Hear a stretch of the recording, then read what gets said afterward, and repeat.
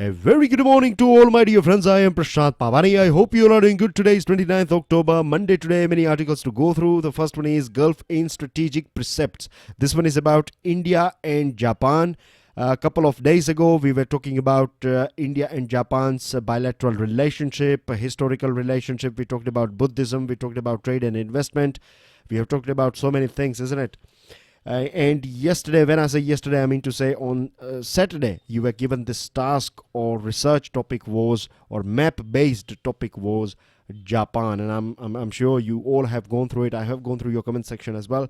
Though I'm not that much happy about responses, but still, right, hats off to all those guys who are doing and learning something new every day. And those people who are not responding and who are not doing research, let me tell you that you are just one step away, right? All you need to do is you need to muster some courage and just go through it, right? It will take 10 minutes. Trust me, just 10 minutes. And you will know so many things about Japan's physical as well as political scenario. Or if you go through physical and political map, you'll come across so many things about Japan. Right. So we have talked about Japan, and today we find this Gulf in Strategic Precepts. No, it's not that India and Japan are going to work together and they are going to focus on this West Asian country. No, it's not Gulf countries. Gulf here means that there is a gap between India and Japan. And see, the reason why we can talk about this gap is because when right, when you have this graph in front of you, say for example, and you have different capacities here. So let's assume that our capacity is 100, and if we are at 70, then of course we are going to be concerned about this gap of 30. And those people who know that yes, we can achieve this 100, and if we are at 70, then they are going to talk about us, isn't it? They are going to tell us and remind us that we need to be there at 100. So something similar is going on between India and Japan, or when it comes to this relationship, this bilateral relationship between India and Japan, we can take it to all together and next level, of course. But still, there are a few things that we need to work on. Now, special strategic and global partners, yes, we are.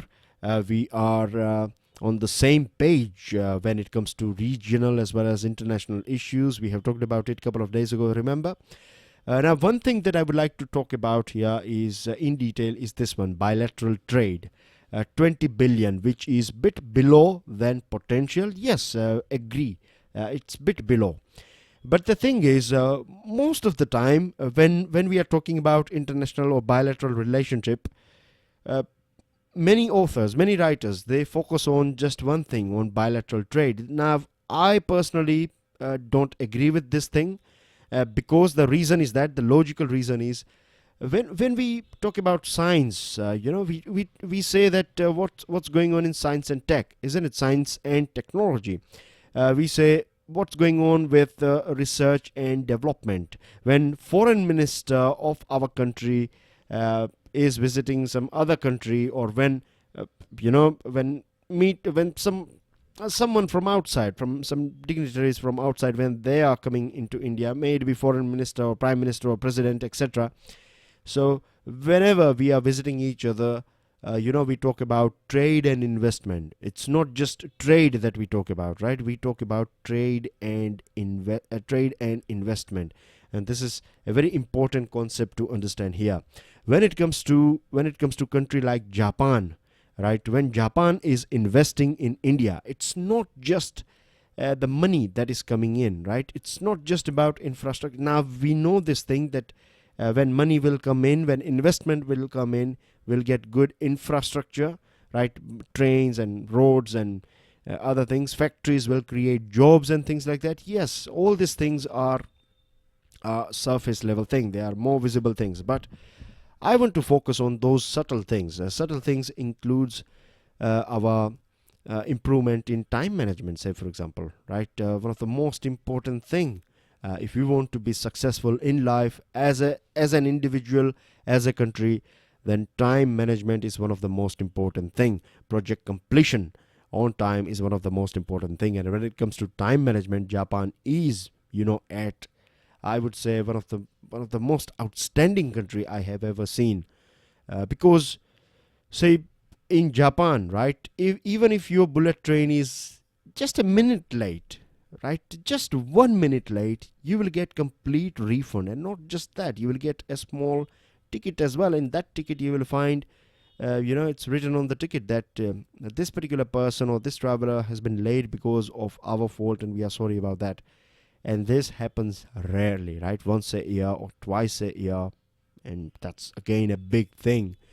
So their trains are always on time, and so this indicates it's not just about their trains, right? It's about everything that they do is on time. So it indicates this strong culture. We used to be something similar in ancient time, right? Everything was done at a right time.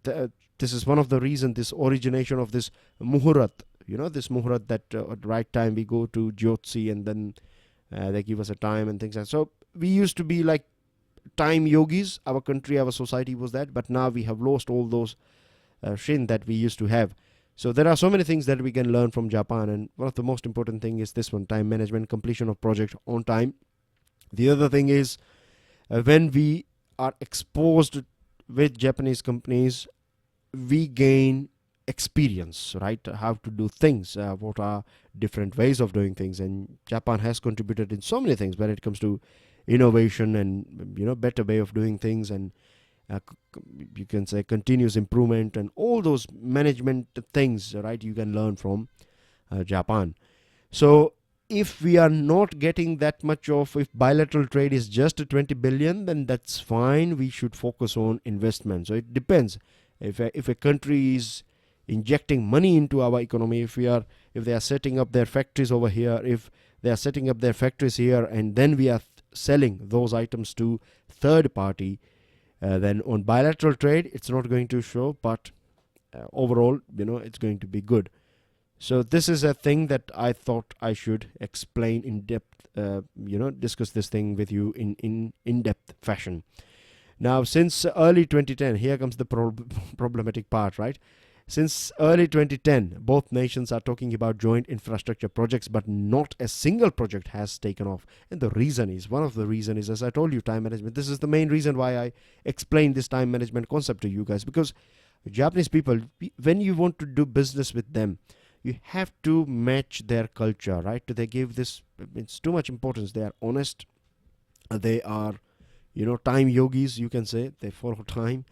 They want everything clean and quick, right? Too much of complicated means procedures and other things is a red flag for Japanese people. And this is something that we used to find in our country. Even today, sadly, we have this red tapeism, or you can say this, so many hurdles that you have to go through, so many places from where you need to get license and green signal before you start your project. So this is one reason, right? This clash of cultures is one reason why so many projects are still, just on paper. Now, after Prime Minister Modi came in, we have this in our Prime Minister's office, we have special desk for Japanese investment. So things are moving, the wheel is in motion, but still the pace is not satisfactory. But both the nations are having good relationship, and both are concerned about each other. So yes, things are moving on, but still we have to be optimistic here. But still, it could have been bit better than what it is now.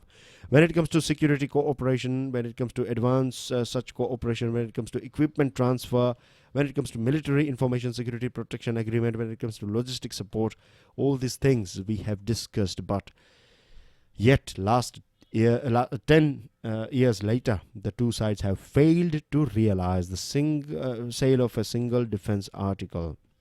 Again, clash of culture. Now we know that when we see this triangle here, right? In this triangle, you have on one side you have China, on the other side you have India and Japan. So to control or tackle or tame China, a teamwork is required here. And we do Malabar exercise with each other. We are in Quad as well, right? And United Nations, we are supporting each other for Security Council permanent membership. So there are so many things between India and Japan. But the thing, right, that we have not discussed is one thing, that Japan has always been in team America, right? Remember this thing. When I say always, I'm talking about after 45, after World War II, Japan has always been in Team America, and India after independence has always been independent. If we get something from USSR, then we are with them for time being. If we get something from USA, we are with them for time being. If from China, then we are with them for time being. So we have always been independent, and Japan has always been a team member of USA. Independent thinking is missing when it comes to Japan, when it comes to international relationship or this region, Asian region, and India has been independent. So here if we find again a little bit of clash, but it's not that big problem. We can sort it out, but it's a point that you need to keep in your mind. So that's everything about Japan, right? We have talked about so many different angles now, isn't it? Today's discussion was different from what we have discussed so far. Right, so StudyIQ provides pen drive and tablet courses for various different exams. To find out more about it, do check out studyiq.com. In case you have questions or queries, feel free and give us a call on the numbers that you can see on your screen. Now we are going to talk about this avoidable crisis. You have three faces or three pictures, right? This one is President of Sri Lanka. His name is Maithripala Sirisena. This man here, he is the new Prime Minister of Sri Lanka. His name is Mahinda Rajapaksa. And this person here, he was in India a couple of days ago, remember? And his name is Ranil Wickremesinghe. He was Prime Minister of Sri Lanka just a couple of days ago.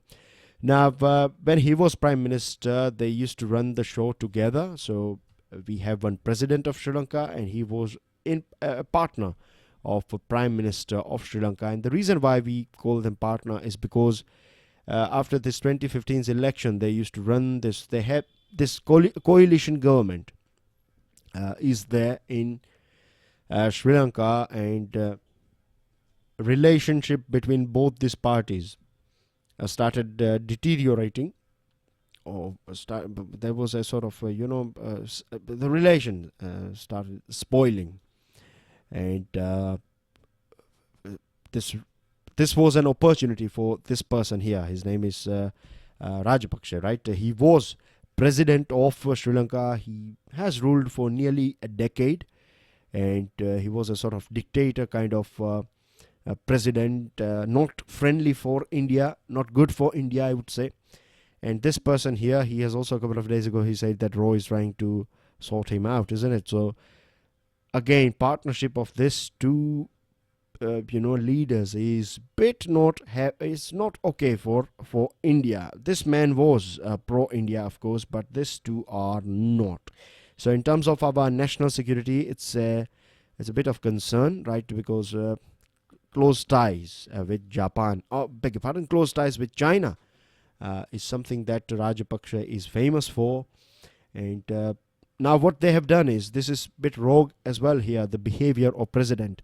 He has suspended parliament as well, and Ranil Wickremesinghe has challenged that let's go for a floor test, but parliament is suspended. So this will give him time for horse trading. So this is something that is not good for democracy in Asia as well as in Sri Lanka and as for the whole world.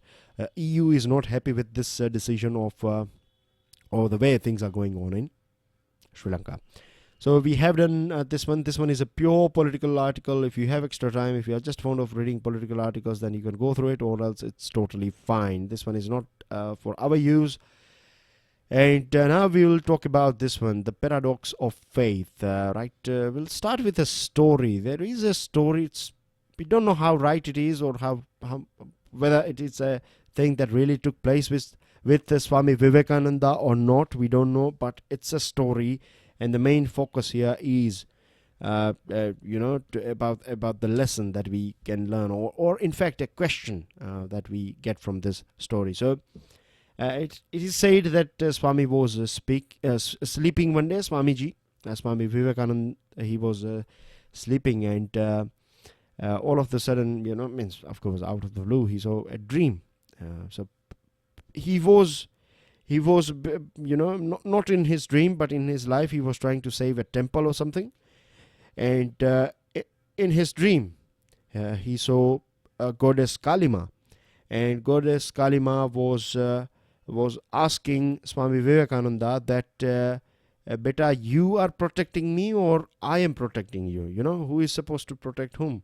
The thing is that when it comes to God, right, when it comes to things like Sabrimala temple, we think that we need to protect this thing, or we need to protect religion, or we need to protect God, but we have to understand here, this is a question, right, that we need to ask ourselves. I'm not giving my ideas here, right? I want you guys to think about it. Now, we have a thing called faith, right? And I'm going to step out a little bit here. When I say step out, I'm not just going to stick with this person's view. One thing that I would like to add here is that faith is a thing, or it's a stage.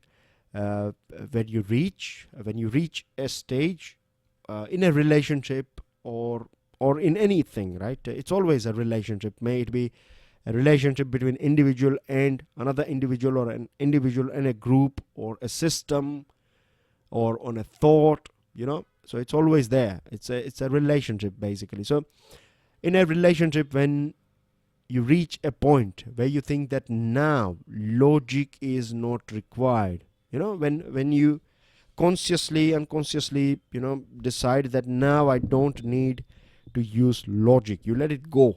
So that's what faith is all about. It is also about a promise, right? A sustained, very often, it is, this promise is based, or the pillar is hope. So it's always an expectation, a promise, a hope, and it's always in future. When I say I trust you, right, I'm talking about that I trust you, or if I have faith on you or any other thing, then I'm expecting that I'm going to get this or that, isn't it? Many times we ask for something from God. When I say God, I'm talking about Ishwar, Allah, God, right? We can give all different names. But anyways, so it's always about expectation. It is always about a future. And when it is in future, so we can say that there is a relationship between God and time, because future is time.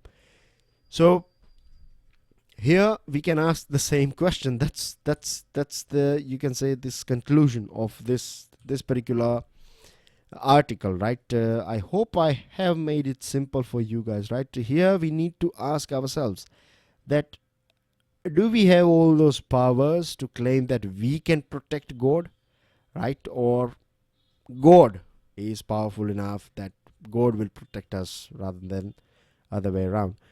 One more thing that I would like to add here is that, see, many times we find that people say that we have minority of this community, we have minority of that community, etc. I think we have minority of sensible people in our country, because religion is not a thing at all, right, on which you can have some sort of negative arguments or harsh words and all these things. But it's very unfortunate. The thing is, if we go back in the history of our country, right, we find Ashoka's rock edicts, right? They are available everywhere, and I have visited one, and I came to know that on that thing, right? And it's very interesting. This is part of our culture. It's not about Buddhism. It's not about Hinduism. It's not about Islam. It's not about Christianity. It's about India. And the people, the culture of our country has always been. And on those rocks, what you find is that when you are, blaming, or when you are throwing stones or mud on someone else's religion, you are not doing damage to that person's religion. You are doing damage to your own religion. So when people are fighting in the name of God or in the name of religion, and when we find this sort of things, that protesters are being very aggressive, and those people who are against this decision of court, they are behaving violently and aggressively, this is something that is not acceptable. These people are lucky enough that many youngsters are not paying that much attention to this thing. But this is something that is not acceptable, because we are not a violent society at all. right? If you observe India, then you find that we are not that violent society. But then as well, now we find everything, right? Every sort of protest is, if you don't agree with me, then I'm going to use stones and sticks. So this is something that is not acceptable. But again, I will leave you guys with this question. We'll leave this article with a question, and I'm leaving a question for you guys. Think about it, right? Who is protecting whom? Or isn't it a bit strange that we are claiming that we are protecting God? If we believe or if we have faith in God, then this may sound a bit funny. So now we have one more article in the court of last resort. It is about CBI. We have talked about CBI again. If you are new to it, if this is your first day, then just to go through discussions or video lectures of past 3 or 4 days, and you'll come across this thing. Now, if you have gone through my PIB analysis, I have told you that on Saturday I was going to talk about this. I have in fact talked about this CBI, how to sort out CBI. So if you go through this article, you will find that so far all those things that we have discussed, right? You don't find anything new in this one. But then again, I would like to remind you that it is this Delhi Special Police Establishment Act, under which this director of CBI gets a 2-year fixed term, and a high power committee in which you have CJI, that is Chief Justice of India, PM, that is Prime Minister, and leader of opposition. Or if you don't have LOP, then you need to have this member of the largest opposition party in Lok Sabha. So this three important people together, they appoint a director of a CBI. And earlier on, it used to be looked after, this thing was looked after by CVC, but now after 2013's this Lokpal Act, it is given to this special or high-powered committee. Now, the problem with CBI is that it is completely under the control of government. When it comes to administration, it is under control of government. When it comes to this officers, right, selection of officers on deputation, something that is done by Government of India. So that is done by government, and the problem is that when you have a CBI, and one of the main job of CBI is to go through these corruption cases of central government. So if I'm the one who is appointing people, right, if I'm the one who is not appointing but selecting, appointment is done by this team, this high power team, but selection is done by selection, that means this list will be prepared by Government of India. So I am going to send any 5 names, say for example, and I know that one of them will get selected, and that's what I want. Any 5 out of this 5, anyone will do for me. So this is a conflict of interest here. What we need complete autonomy for CBI, because lack of autonomy has resulted in failure. May it be 2G or Vijay Mallya case or Koila case or coal case, or may it be this bank fraud cases. CBI has consistently failed, and we need to unleash this beast. CBI is Central Bureau of Investigation, isn't it? The premier agency of our investigation agency of our country. And if it is going through this sort of politics, then that's bad. What we can do is we can have this bipartisan committee of parliament to which CBI can directly report, or else we can have this special governing body like CJI, PM, Home Minister, a leader of opposition. We can have all these dignitaries and CBI can directly report to them. We need to get rid of this current deputation system, and rather than relying on someone else's staff, right, CBI must cultivate its own cadre of officers. So start from scratch if you have to, but do it. And post-retirement re-employment of director should be banned. There should not be any sort of post-retirement re-employment. If we have to give extra money as a compensation or pension, do it, but keep them free. And we should also try to bring them under this CBI cases, particularly after 5 or 10 years, they should be brought under, or they should be accessible via RTI. This one is about Brexit. I have gone through it. If you want, you can have a quick glance over it, but you won't find anything that is outstanding or interesting from your exam point of view. Now let's go through news items. Trump may not attend a Republic Day event, so now we have to wait and watch for final, you can say, conclusion on this thing, whether it is a political distance or whether something that is genuinely going on in USA. May it be this midterm election or some other things because of which Trump is not coming here. Patel hailed Partition wounds, said Prime Minister in his Mann Ki Baat program. Is going to inaugurate this Statue of Unity on 31st October and extend Vishakha norms to religious institutions. So the Supreme Court is scheduled to hear a PIL to extend the Vishakha guidelines against sexual harassment in workplaces to ashrams, madrasas and Catholic institutions. The Vishakha guidelines, introduced by Apex Court in 1997, were evolved into a parliamentary law, the Sexual Harassment of Women at Workplace Prevention, Prohibition and Redressal Act of 2013. China's top security team is here in India. On the first day, Modi and Abe had an informal talk with each other. Moths are key pollinator in Himalayas. Earlier on, they were considered as pests, but in fact, a new study has proved that they play a very important role in pollinating. Siberian visitors freeze Assam Meghalaya border dispute. So here you find this Amur falcon. Amur is a river in the Siberian portion of Russia. So all those falcons and tigers are called Amur tigers and Amur falcons and things like that. So this bird is exceptional because it travels some 20,000 kilometers per year, and it is visiting this part of Assam, and then later on it will head towards South Africa and then back to Siberia. 4 vocabs in front of you. You can see Tokyo here. This was your map based question, so now this is your answer. Many of you have responded with other additional details as well, so thank you very much. Hats off. Tokyo is capital, North Pacific Sea on one side, Sea of Japan on other side, and then you can say South Korea, North Korea, China, Russia are not far from Japan. Some other items. The population is 126 million. Language Japanese. Religion is Shintoism. Shintoism is the one that I was talking about. It's very similar to Hinduism. Then you have Buddhism, of course. World's third largest economy. Its role in international community is considerable. Akihito has been an emperor of Japan, not having that much powers. Real powers, no, but formal powers, yes. And as a king, he has done many things to mend relationship with other countries. Shinzo Abe became Prime Minister in 2012, and his Liberal Democratic Party's landslide election win after his, win or victory. He gained new terms in 2014-2015, and 1910 Japan was very aggressive and annexing other countries in Second World Wars. The only country that has suffered from these atomic bombs. And 45 since then it's with the USA, learning things from US, and now we know it's one of the most developed country in the world.